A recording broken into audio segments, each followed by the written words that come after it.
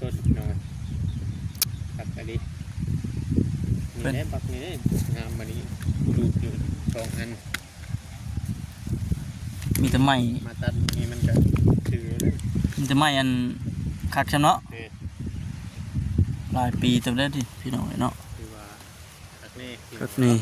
เพิ่นสิเฮ็ดอยู่บ่อนใดนี่ดินเพิ่นบ่นี่คือว่าเห็นเพิ่นว่าสิชื่อดินชื่อหยังยังสิชื่อดินอีกอยู่แม่นเอาไปจะได้เข้าไปทักทายด้วยว่าไปถามไปถามทายเบิ่งนั่นแหละมันจังฮู้เด้ว่านั่นมายินดีนำเพิ่นนะแม่นเพิ่นได้ชาติใหม่ด้วยว่าประมาณอีหยังเพิ่นเพียงพอแล้วบ่ถามทายเบิ่งเนาะทายเบิ่งเป็นบ่คำก็ยังบ่เคยเข้ามาจักเทื่อเลยพี่น้องบ่ได้ฮู้จักรายละเอียดหันว่าคักแน่เนาะแม่บ้านไหนน่ะบ้านละปอนนี่ดิทางใดบ้านน่ะปอมันชอบพรเอาพัวบ้านผัวสะพรวิไลเห็นบ่โดยเอ้าคือว่าไกลเด้อถ้าไปกับไผน่ะย่างไปบ่ไปกับหมู่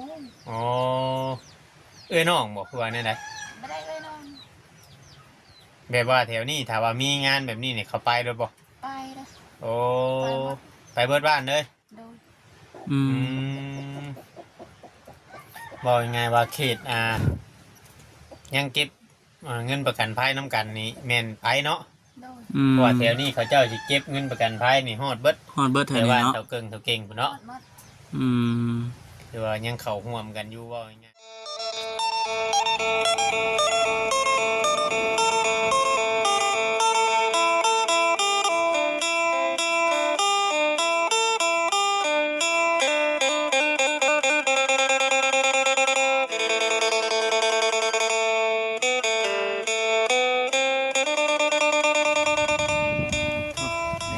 จ้าพี่น้องเนาะ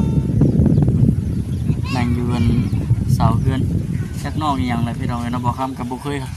เข้ามาถ่ายเพิ่นจ้าเทื่อเป็นเคสของบาลาพาเพิ่นมื้อนี้มานํกัน3 คนมื้อเบาเวียงแน่แล้วก็เบาจอยเพิ่นแน่พี่น้องเนาะเอาก่อนอื่นก็ทักทายสบายดีเด้อพี่น้องเด้อเนาะทักทายสบายดี FC กันเบิดสุคนเด้อเนาะพบเจอกันอีกคือเก่ากับเบาคำยินดีต้อนรับทุกท่านเด้อเนาะเข้าสู่ซองของเบาคำคือเก่าพี่น้องเลยพบกันอีกเช่นเก่าเช่นเคยมื้อนี้เดินทางมาเยี่ยมยามเบิ่งเพิ่นกำลังสิเฮ็ดเรือนใหม่เด้อนี่พี่น้องเนาะมีเสามีหยังอยู่ที่ห้อยเลยเสานี่จากที่ได้ยินมากอะ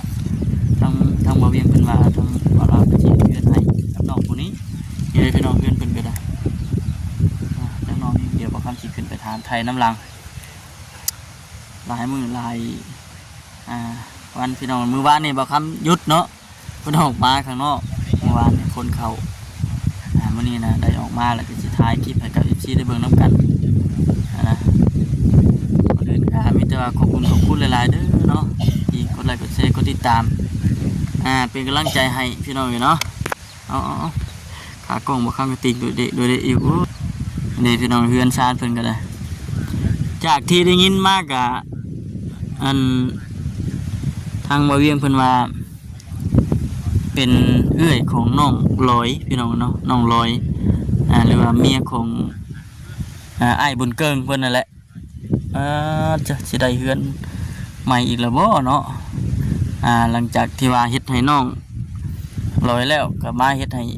เอื้อยเราอีกบาด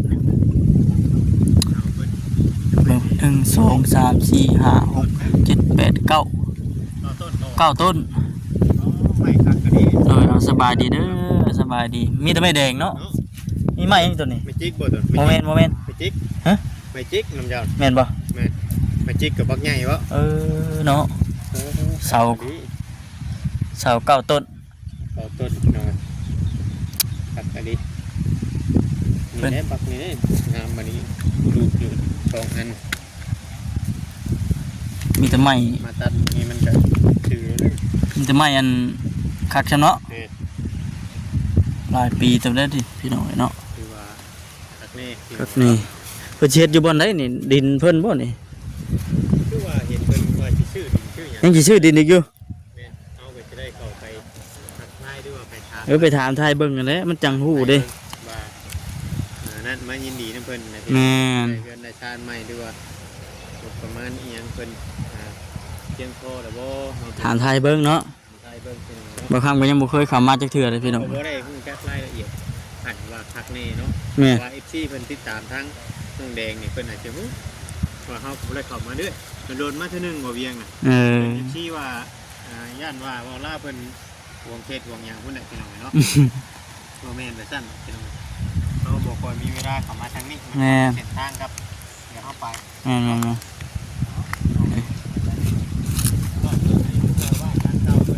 ี่เด้เป็นสร้างเพิ่นก็ได้ชื่อดีชื่อเสาชื่อหยังแล้วก็ยังบ่ทันได้พอได้พี่น้องเนาะยังสิชื่อดินดอนตอนหญ้าให้อีกอยู่ซั่นเฮือนตัวนี้มันเป็นจังได๋ซั่นเนาะบ่แม่นเฮือนเพิ่นบ่ดินก็บ่แม่นดินเพิ่นบ่เนาะอันนี้ก็ยังบ่ทันรู้พี่น้องเลยมีแต่ว่าสิขึ้นไปถามไทยเบิ่งนำกันนะแต่ว่าลมนี่ถือว่าสุดยอดลมนี่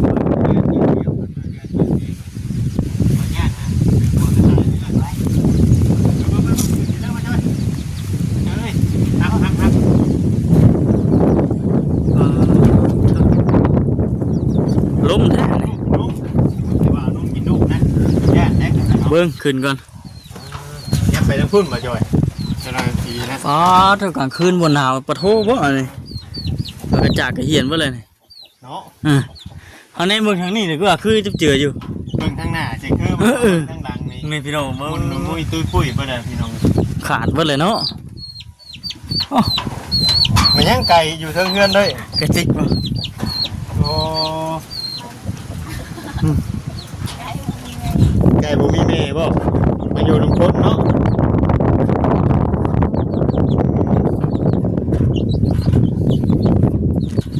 เอายังเอาลูกกินนมอยู่พี่น้องเนาะหาก็กินบ่บ่จ้ะหากินกับเฮาสิลงก่อนเนาะบ่ครับ แม่น ให้เราเอาลูกกินนมแล้วก่อน กินเอาไงเนาะขึ้นก้อนบาทที่นี่อ้ายกลางคืนนี่ช่วงกินหนาวจะจ้อยแท้อันนี้บ่วับบัดนี้นอนบ่ บ่หอม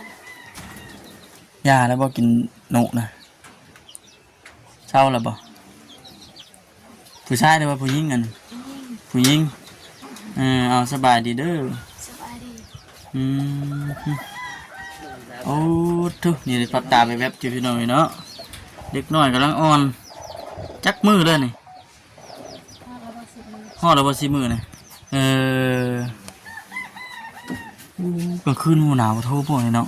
หนาว หึ แล้ว หนาวเลยติบุเคยขึ้นมาจากเถื่อเลยพี่น้องเนาะอีกจะหน่อยกับชิบหนาวแล้วจะได้เฮือนใหม่แต่เสาลาบอยู่ เพิ่นสิชื่อมันไอ้ดินน่ะยังบ่ฮู้ครับแต่ว่าได้ยินว่าเพิ่นสิชื่อ สบายดีเด้อน้องแดง สบายดี น้องแดงบ่ คนน้อยหน่อยยังมันหนาวบ่จักกันบ่ค่อยอยู่เนาะ ค่อยอยู่ น้ำบ่ค่อยอยู่เด้อมื้อนี้พี่น้องเนาะ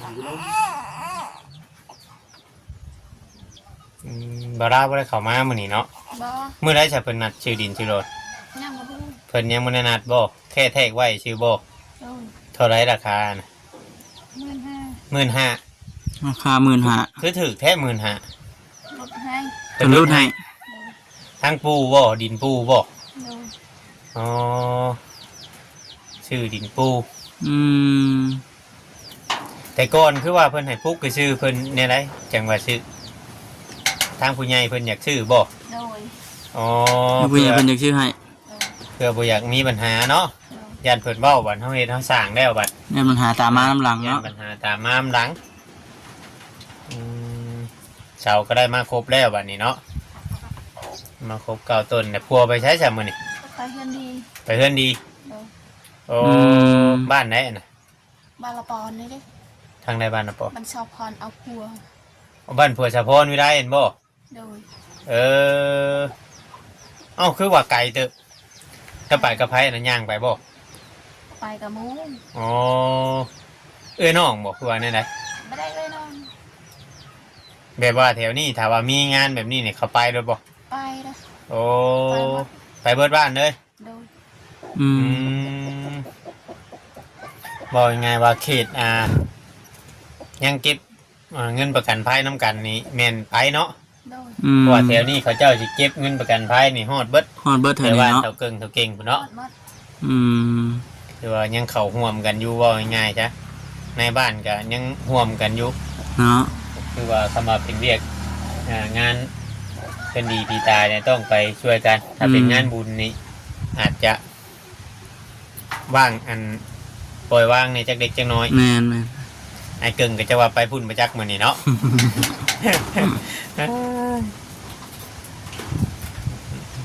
กินข้าวแล้วบ่เหมือน เห็นเลย ได้ยังกินเหมือน มาได้ยัง บ่ได้ยัง ตามผู้สังคายละ ตำหัวสิไข่คือ เก่า เก่า หัวจิงไข่ อ๋อคือว่าเห็นผัวตึกปลาอยู่เมื่อวานเนี่ย เมื่อวานนี้ บ่ได้บ่ นี่เด้เสียนี่แม่นเสียนี่ ได้ขี้โตกินเบิดแล้ว เลย อื อื ม มเขาเราพี่น้องเนาะข้าวสารบ่ บ่ขับเลือก ข้าวเปลือก ข้าวเปลือกเดี๋ยวแลกเกี่ยวข้าวน้ำนานน่ะ เรียวแต่เฮงมา แล้วล่ะ เดี๋ยวแต่หึงแล้วได้จักชอบ ซองก็ ได้สองชอบนี่ ได้ช่องชอบใช่ช่องชอบ อยู่เพื่อนยา อ๋อเอาไปไว้เฮือนยาน้ โดย อืม ำช่องชอบไปซ้ำนี้อยู่เฮือนยากับซ้ำนี้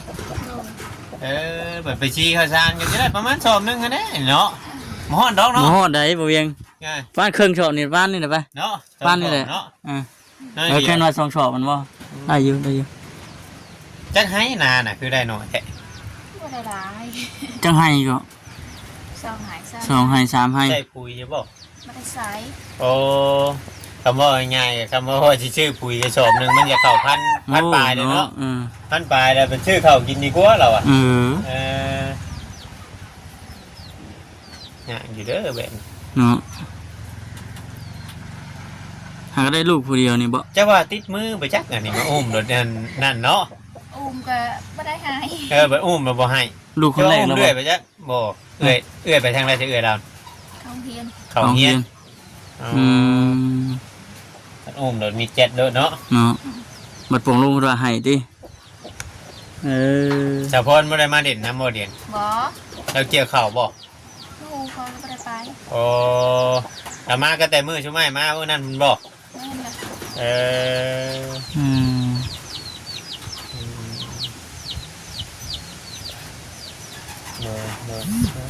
ไพ่สารสักขององค์พระอ้อมนี่พัวบ่คือเจ้า คอยเองสั่ง เจ้าเองบ่เรียกว่าพัว บ่ แล้วบริษัทบ่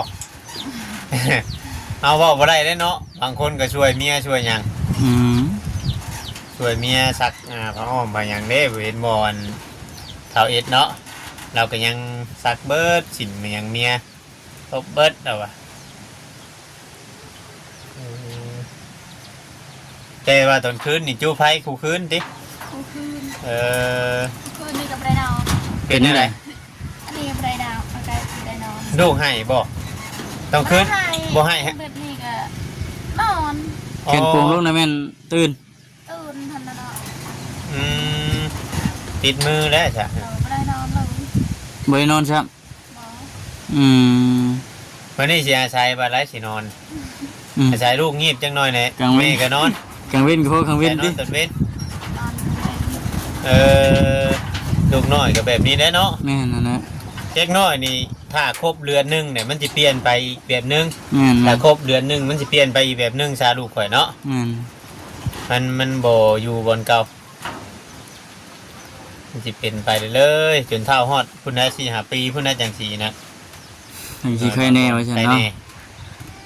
แแต่มันไปเองได้นะบ่ง่ายๆใช่3-4 ปีมันย่างเองได้นะคือว่าโอเคแล้ว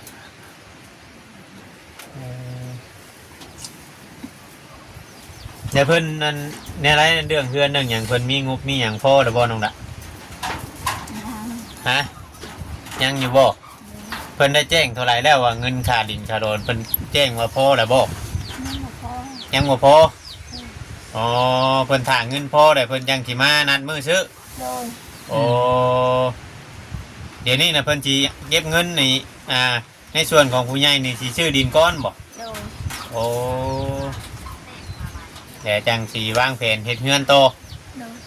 อยู่ในช่วงกำลังทอนเงินเนาะ แม่นแม่นในช่วงกำลังเก็บหอม แม่น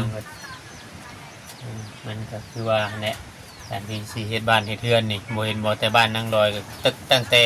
ยามลำหน้าเนาะ โอ้ จนเท่าเกี่ยวข้าวเพื่อสิได้เอา เหมือนธรรมดาเพื่อจะเป็น บ่ เงิ ได้ น เรี เป็ ย น ก ชาติ ง่ายๆเด้ จับหันมาใส่จับหนีมาใส่เพื่อสิได้เฮือนเป็นหลังบ่ธรรมดา ตอนคืนนั่นอยู่บ่ตอนคืนเราก็ไปหาการหาหยังอยู่บ่ผัวจ้ะ ไปอยู่ มันบ่ได้บ่กบเก็บมันยังบ่ได้บ่เห็นว่ามาให้เมียกินมันพอสิได้อยู่ เดือน มันนำบ่หลายเนาะ โดย เออ เหลือซองโตะ อืมมันบ่ได้หลาย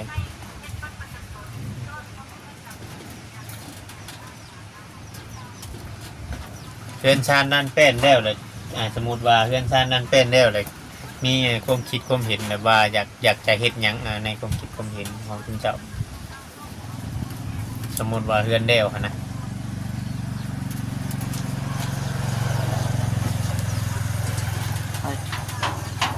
ก็เจ้าไปนาก็เจ้า นี่กูคิดว่าจังไดฮะ สมมุติว่าผู้รับผู้ใหญ่เพิ่นซอยแบบว่าเพื่อนชาตินั้นเป็นเดียวแล้ว อื นะ ม สิพากันหาเฮ็ดหาสร้างหากินแนวไรอันจังสิแบบเอาจังสิบ่ได้กลับไปหาพ่อเขาคือเก่า อืมจังสิอยู่รอดว่าซั่นเนาะ จังสิอยู่โลดนั่นนะนี่คิดออกอยู่บ่ สิพากันเฮ็ดหยังต่อไป ฮะ ให้ลูกใหญ่ก่อน ลูกใหญ่แล้วสิไปพากันไปเฮ็ดหยัง เฮ็ดงานเถอะ ไปเฮ็ดงาน โดย งานอยู่ไสอยู่ไทยบ่ บ่ อยู่ลาวเฮานี่บ่ โดย อยู่ไส เรือนจันทร์แล้ว อยู่เวียงจันทน์เคยไปอยู่บ่ เคยอยู่ สิเอาลูกไปนำบ่ เอาลูกแล้ว อ๋อ ไปงานชวนนะ อ๋อมีงานสวน โดย เอาลูกไปแล้วให้อ้าย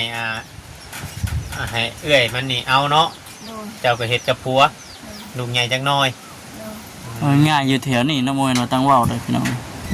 มันก็เจ้ามักไปเวียงเนาะมักไปเวียงทั้ง ก็ วัน ง่ายว่าเขาเจ้าผ่านไปไทยนี่เขาเจ้าบ่กล้าไป บ่ บ่กล้าไปบ่ แม่นบ่ มีเงินนะบ่มีเงินไป ไปเวียงนี่คือว่ามีเงินจ้ะ เอาบ่มีแล้วเอาหากะหา เอ่อ ไปเวียงก็ไปธรรมดาเลยเนาะคันรถเนาะ ไปเวียงก็คือว่าได้ไปเวียงน่ะมันบ่ได้เฮ็ดวัด เออ แต่ไปไทยมัน นี่ ได้ แหละ เฮ็ดวัด เออ เนาะหากแต่ว่าการที่ว่าไล่เงินได้ค่ำนี่บ่สู้อยู่ไทยเด้ อืมมัน ว่า ก็ อยู่ไทยเงินเดือนมันก็สิสูงแน่ มันก็แน่นอนอยู่แล้วนะ ถ้าอยู่ลาวเฮาก็อย่างลายก็บ่เกิน3 ล้านเนาะ 2 ล้าน3 ล้านนี่นะ ประมาณนี้แหละ 2 ล้านปลาย จริงๆทุกอย่างมันแบบแพงได้บัด จะเคยไปเลยติไปเฮ็ดงานหยังตะกี้ เคยอยู่ ไปเฮ็ดงานหยังบ่ตะกี้ งานบ้าน งานบ้าน อืมแต่ถ้าหน้าผัวคุณบอก โดย เออหลายปีแล้ว หลายปีแล้วจ้างเอาผัวมาในจักปีแล้วเอาผัวมันฮะ หลายปี หลายปีแล้ว ลูกคนกกน่ะจักปี ลูกกบอ่ะ แม่น 5 ปี 5 ปีเลย เออ ไล่เอาจักปีจังได้ลูกคุณน่ะเอาผัว 3 ปี เอาผัว3 ปีจังได้ลูก อืม แล้วก็เป็น8 ปีเนาะ อืม เป็น8 ปีแล้วค่ะจ้างเอาผัวเนาะ 8 ปี เล่าผัวตั้งแต่อายุ15 ปีแล้วจะบอกตะกี้เนาะ โดย อ่าไปพ่อกันนี่ได้นี่คนบ้านเดียวกันบ่ บ้านกลางวัดนี่ บ้านกลางอยู่นี่ ข้างไปนี่อืม เนาะเพราะว่าเราแถวชนบทเฮามันก็แบบนี้แม่น หนึ่งมากกับบ่ได้เข้าหามเฮียนผัวเจ้าก็ได้เข้าอยู่บ่ เขา เจ้าเลย คอยไปเขา ลงไปเล่นซื่อบ่ ไม่ได้ลงนะ ไปลงเลยบ่ โดย อย่าว่าลงไปเล่นคือน้องดอยคอยลงอยู่เฮียนมาถามมันว่าลงไปเล่นซื่อ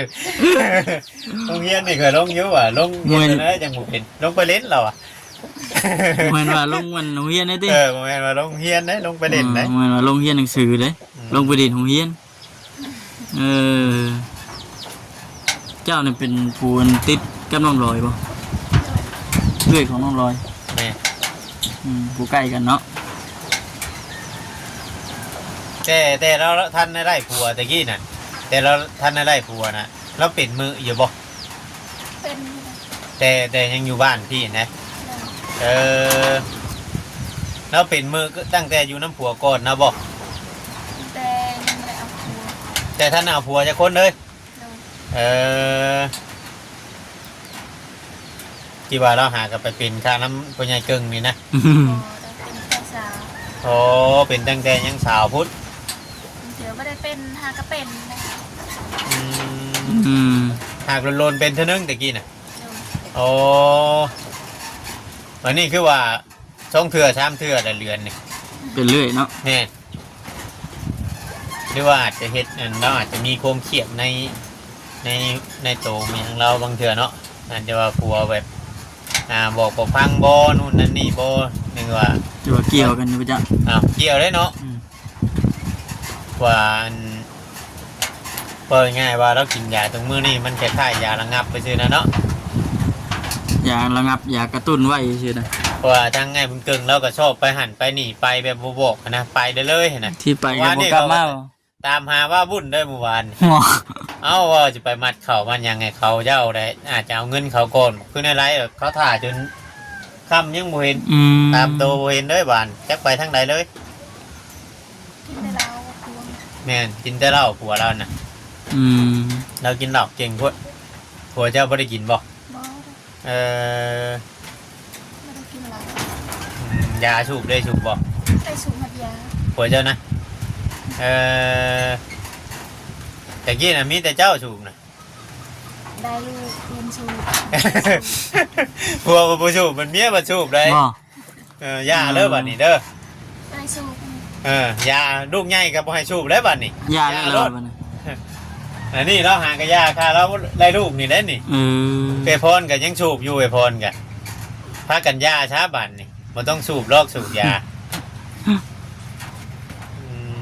เพราะว่าเฮายาไล่ลนเด้เพื่อเฮาสีนั่นมันก็ต้องยาไล่แล้ว อื ไง ม วะมันบ่ดีเนาะพี่น้องแวะเขามาเยี่ยมมายามมาดีใจน้ำเพิ่นเนาะเพียงเนาะสิได้ดินได้รอนได้เฮือนพี่น้องเอ้ยเนาะ เนี่ยหมอจอจันมาแล้วบัดนี้เนาะ ใกล้ๆได้ละพี่น้องเอ้ย เสาก็มาแล้ว เป็น นี่ ได้ดีใจแล้วบ่เห็นเสาเห็นหยังมาใกล้เพิ่นมาคุยมาหยังดีใจแล้วเนาะ โดย สิเฮ็ดช่งเดียวกันกับเพื่อนน้องบ่คือว่าแน่ใดเพิ่นเว้าอยู่บ่เพิ่นได้เอารูปมาหยังให้เบิ่งอยู่บ่ โดย ผู้เพื่อนไปเพื่อนน้องบ่เพิ่นเอาให้เบิ่ง อืม น่าจะเฮ็ดแบบเดียวกัน คือว่าเราติดตามเบิ่งเท่านั้นแหล้วซะเนาะ แม่นเราติดตามเบิ่งถามมื้อใดซุมเฮาผ่านขึ้นมาทางนี้ก็สิถ่ายให้ FC พี่น้องหรือว่าผู้รักผู้ใหญ่ผู้เพิ่นเบิ่งพี่น้องเนาะ FC หลายๆคนเพิ่นก็อยากเบิ่งอยู่พี่น้องเนาะ แม่นหั่นแหละ เพราะว่าเพิ่นก็แนะนำให้มาถ่ายนํกันให้คนเห็นในไลฟ์เพิ่นว่าเนาะเพื่อว่ามีหลายคนช่วยกันพี่น้องให้ผู้รักผู้ใหญ่เพิ่นช่วยน้องหยังก็ขอดื่มชื่อแล้วแหละลูกเจ้า คำตา น้องคำตาพอซื้อแตงเนาะพอเนาะ โดย แม่สีแดง บัดอันผู้เอ้ยได้ เต็ม เต็ม เต็มตาเต็มชื่อคล้ายๆกัน แด เนาะ งตาเต็ม ใช่ประมาณนี้แหละเนาะมาเยี่ยมมายาม แม่ หลานน้อยพี่น้องเอ้ยสบายดีนะน้องหลานเด้อเลยเนาะพี่น้องเอ้ยเนาะ ไปบาททีนี้ งานเดินทางโตมาเยี่ยมมายามเพิ่นเนาะ ระวังได้บ่เบียงเอ้ย ญาติเลยไปเจ้าก็อุ้มลูกลงเจ้าบ่ย่านบ่นี่ พวกคนใดสั้นตะกี้อยู่ติ มันสั้นโพดให้ผัวเจ้าเฮ็ดให้ไม่ทราบได้เดือนไม่นี่มันสั้นโพด ไปพี่น้องเนาะคลิปนี้ก็สิจบคลิปก่อนเด้อเนาะสบายดีพี่น้องเอ้ย